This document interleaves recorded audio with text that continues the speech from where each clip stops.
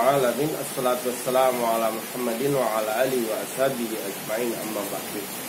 Alhamdulillah, kita panjatkan puji syukur pada Allah Subhanahu wa taala yang telah menganugerahkan berbagai nikmat kepada kita. Di kesempatan ini saya akan menyampaikan tema bahasan tentang sholat qashar, sholat jamak qashar. Apakah atau dalam keadaan bagaimana orang boleh menjamak sekaligus mengqashar? Saya akan bacakan beberapa hadis. Saya mulai dari hadis riwayat Muslim nomor hadis 691. Redaksi hadisnya adalah An Yahya bin Yazid al-Hunai qala sa'altu Anas bin Malik. Dari Yahya bin Yazid al-Hunai, dia berkata pada Anas bin Malik, an qasris shalah, tentang qashar salat. Faqala, lalu berkata Anas, karena Rasulullah SAW idza kharaja masiratan salasa amyalin kana yusalli raka'ataini. Adalah Rasulullah kalau mengadakan bepergian berjalan sebanyak salasa amyalin, 3 mil atau 4,5 kilometer, atau ini subah itu ragu apakah 3 mil atau 3 parsah, salasa parosih karena yusalli raka'ataini, maka sholatnya itu 2 rakaat, berarti diqashar, dijamak sekaligus diqashar. Hadis riwayat Muslim dalam sahihnya nomor hadis 691. Jadi dengan hadis ini menunjukkan kepada kita bahwa selama mengadakan bepergian maka diperkenankan untuk melakukan qashar, melakukan jamak. Yang penting dalam beribadah itu harus ada dasar. Tentunya mungkin banyak orang yang dia bersandar pada dalil lain. Selama kita ada dasarnya maka disilahkan untuk melakukannya. Yang nggak benar itu adalah bila tidak ditemukan dalilnya, tidak ditemukan rujukannya lalu melakukan. Dan Ibnu Hajar al-Asqalani ia menjelaskan dalam Fathul Bari jilid 2 di halaman 567, wa huwa asaw hadis waroda fi bayanin dalika wa asra. Jadi hadis riwayat Muslim nomor 691 ini termasuk hadis yang paling tegas berkaitan dengan perilaku atau pilihan bolehnya menjamak sekaligus mengqashar bila mengadakan bepergian. Dalil lain yang senada dengan hadis tersebut ini adalah riwayat dari Anas bin Malik juga, yang diriwayatkan dalam Sahih Bukhari nomor hadis 1546. Redaksi hadisnya, An Anas bin Malik radhiyallahu an, sholat Nabi sallallahu alaihi wasallam bil Madinah arba'an. Suatu ketika Nabi itu sholatlah di Madinah 4 rakaat. Wa bidzil hulaifah raka'ataini. Lalu setelah itu mengadakan perjalanan ke Zulhulaifah.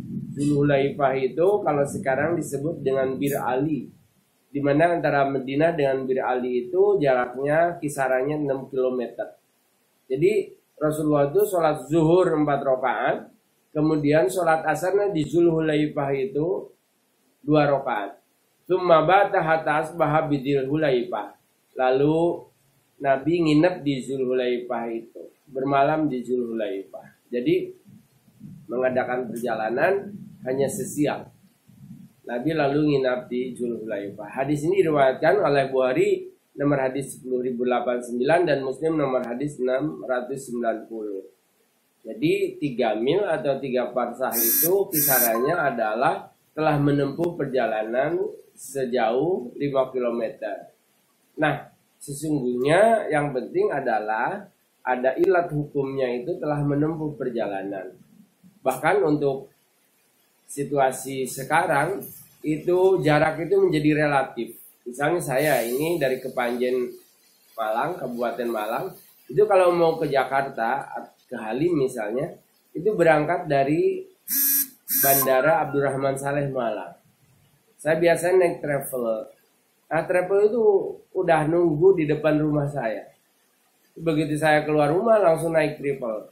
Begitu saya naik travel sampai di bandara, kemudian untuk checking, lalu setelah itu saya naik ke atas hanya berjalan beberapa meter. Lalu setelah mau take off, itu dari ruang tunggu waiting roomnya itu ke pesawatnya berjalan hanya beberapa puluh meter saja. Lalu saya duduk di pesawat. Tidak lama kemudian itu berhak untuknya untuk melakukan jamak qashar selama dia telah melakukan safar. Jadi Nabi itu kalau berangkatnya sebelum zuhur, misalnya jam 11 berangkat, maka qasharnya itu, jamak qasharnya itu jamak takhir, ditarik ke asar. Namun bila berangkatnya itu sesudah sholat zuhur, misalnya jam 12, berarti sudah melakukan sholat zuhur, maka dilakukan jamak takdim, yaitu jamak qasharnya itu diawalkan. Jadi melakukan jamak qashar itu bisa dilakukan sebelum berangkat dan juga bisa melakukan sampai di tempat tujuan atau di perjalanan. Jadi orang yang telah melakukan perjalanan itu berlaku untuknya satu safar. Yang kedua sholat di kendaraan. Yang ketiga ketika berwudu cukup mengusap sepatu yang dikenal dengan istilah khuf, seperti itu. Nah, ada ayat yang berkaitan dengan sholat qashar itu. Dalam surat An-Nisa ayat 101 disebutkan auzubillahi minasyaitonir rajim. Wa idza darabtum fil ardi falaisa 'alaikum junahun an taksuru minas shalah.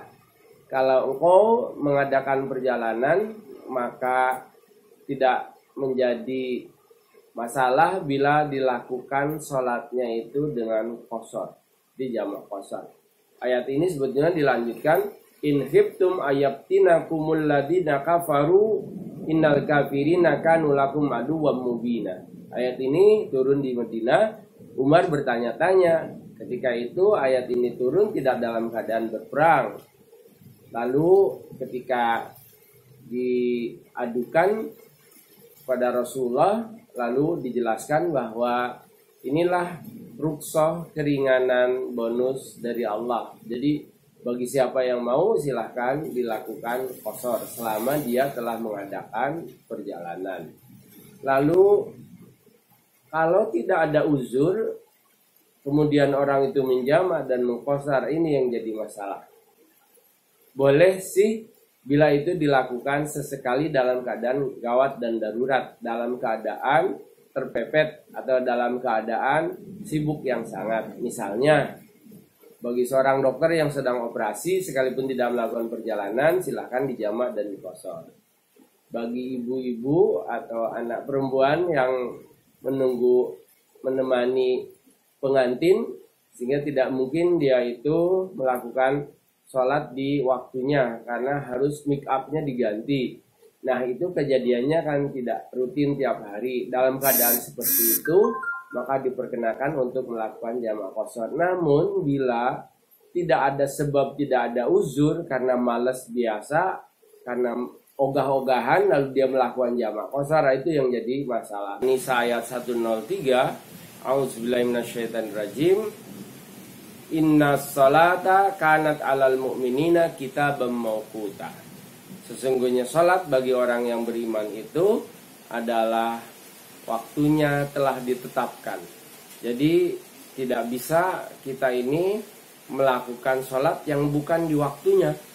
Melakukan sholat zuhur di waktu asar, atau melakukan sholat asar di waktu maghrib. Mengapa begitu? Karena sholat itu telah ditentukan batasan dan waktunya. Jadi kalaupun memilih menjamak dan mengqashar, maka itu harus ada uzur. Uzurnya setidaknya adalah ketika dia sudah melakukan perjalanan. Itu. Dan bahasan singkat ini menjadi manfaat bagi kita, menjadi pegangan bagi kita.